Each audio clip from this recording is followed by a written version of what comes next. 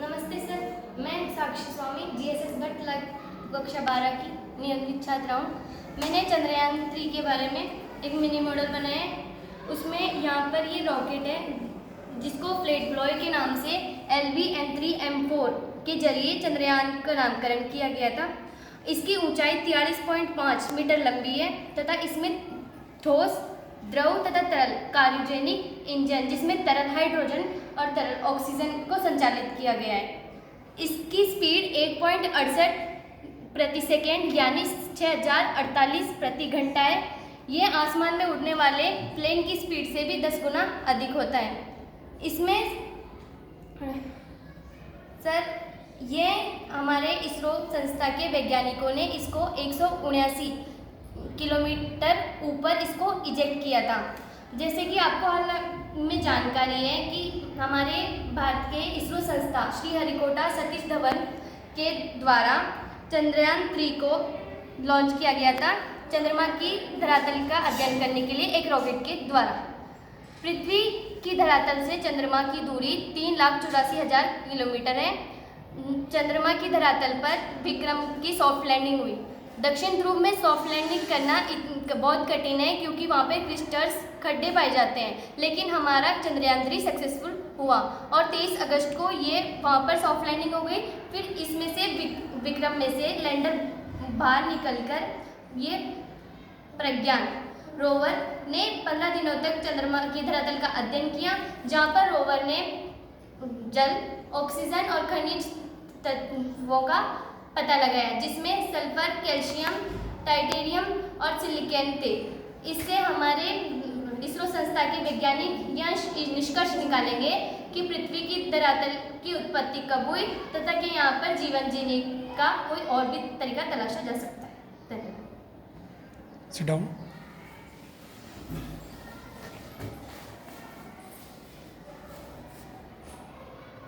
नमस्ते सर, मेरा नाम कौरमीना है। मैं कक्षा 10वीं पढ़ती हूँ, जीएसएस रामनगर से आई हूँ।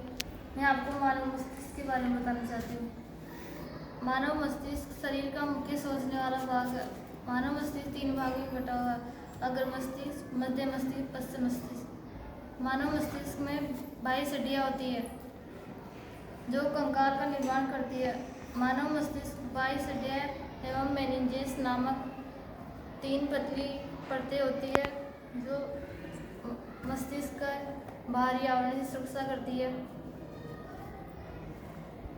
मानव मस्तिष्क का भार लगभग 1350 से 1400 ग्राम का होता है। Good afternoon, sir. My name is Vanshia Rajawat from class 11. My partner Varsha Yadav. Sir हमने इंग्लिश ग्रामर के ऊपर ये प्रोजेक्ट रेडी किया है। इसमें हमने इंग्लिश ग्रामर का एक टॉपिक पार्ट ऑफ स्पीच के बारे में बताया है। There are part of speech is in 8। तो first noun, second pronoun, adjective, verb, adverb, preposition, conjunction, interjection, जिसकी ये हमारे पास डेफिनेशंस हैं। Noun.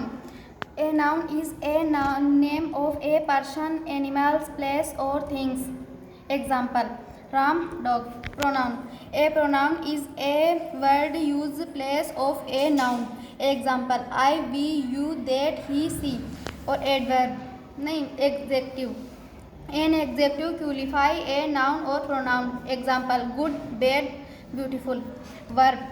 A verb is a word which shows a action, start or processes. Example: play, come, go. Adverb. An adverb qualify a verb and adjective another adverb. Example: slowly, carefully. Or preposition. A preposition is a word that shows the relationship to of a noun or a pronoun to an a things word in a sentence. Example: in, on, to, by. Conjunction. A conjunction is a word which join word or sentence together. Example: and, but, or. Interjection. A interjection is a word when express some together feeling, strong feelings and surprise. Example: wow, a beautiful. Thank you. नमस्ते sir, मैं राजकीय उच्च माध्यमिक विद्यालय रामनगर से हूँ। मैं 11th class की स्टूडेंट हूँ। मैं आपको बेटी बचाओ बेटी पढ़ाओ योजना के बारे में बताना चाहती हूँ। मेरा नाम दुर्गा कमर राजावत है। यह योजना हमारे प्रधानमंत्री नरेंद्र मोदी जी ने 2014-15 में 100 जिलों में लागू की गई थी। सत्र 2015 और 16 में यह योजना 61 जिलों में लागू की गई। यह योजना पानीपत हरियाणा जिले से होकर गुजरी। यह योजना प्रधानमंत्री जी ने इस योजना का सर्वप्रथम नारा लगाया था, जैसा कि international day of the girl children. इसका अंतर्राष्ट्रीय बालिका दिवस 11 अक्टूबर को मनाया जाता है। यह योजना लड़कियों के लिए बहुत ही अच्छी योजना है। इस योजना के बारे में ये बताना चाहती हूँ कि आजकल इस योजना के बारे में जानते हुए भी लड़कियों को बहुत ही पीछे रखा जाता है। लड़कियों को घर में बंद रहने दिया जाता है और लड़कों को तो खूब आज़ादी दी जाती है। लड़कियों को भी एक दो मौका दिया जाए तो लड़कियां भी कुछ भी कर सकती है, जैसा कि लड़कियां चंद्रयान पर भी जा सकती है। लड़कियां पढ़ लिख कर टीचर बनती है, लॉयर बनती है, पुलिस बनती है, डॉक्टर बनती है, पायलट बनती है, IPS बनती है, आर्टिस्ट बनती है, इंजीनियर बनती है और सोल्जर भी बनती है। आजकल लड़कियां कुछ भी कर सकती है, लेकिन लड़कियों को पढ़ाया जाए तब वो कुछ कर सकती है। Thank you. नमस्ते सर, मैं रामनगर विद्यालय से, मेरा नाम नंदू गुजर है। मैं आपको हिंदी में कारकों के बारे में कुछ बताना चाहती हूँ। कारक संज्ञा या सर्वनाम के रूप का संबंध, वाक्य संबंधों का किसी दूसरे शब्द के साथ जाना जाए। कारक 8 प्रकार के होते हैं। कर्ता ने क्रम को करण से के द्वारा सप्रधान के लिए अप्रधान से अलग होने में संबंध काके की अधिकरण में पेपर संबोधन है हरे।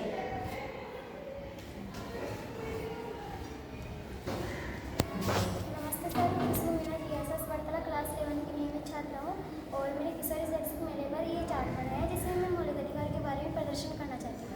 मौलिक अधिकार वह अधिकार होते हैं जो मानव जीवन के लिए मौलिक तथा आवश्यक होने के कारण संविधान के द्वारा नागरिकों को प्रदान किए जाते हैं और इसे नागरिक अधिकार भी कहते हैं।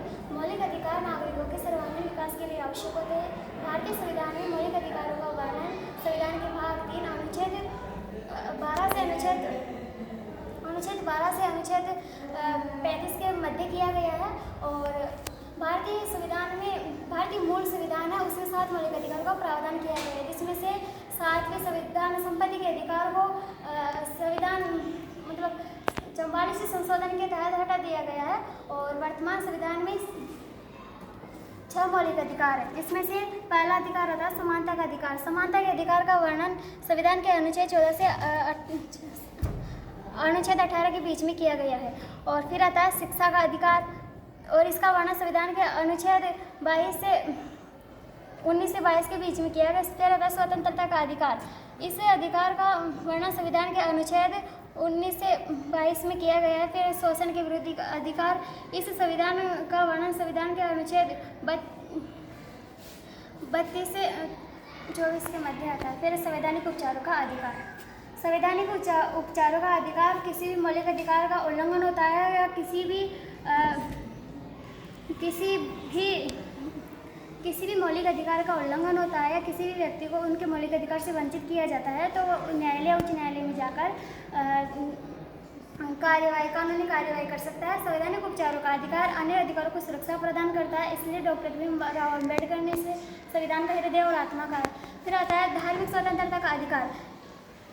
फिर धार्मिक स्वतंत्रता का अधिकार, इसका वर्णन संविधान के अनुच्छेद 25 से 28 के मध्य किया गया है और भारत एक धर्मनिरपेक्ष राज्य है। राज्य धर्म के आधार पर किसी भी नागरिक को कोई भेदभाव नहीं करता। धन्यवाद।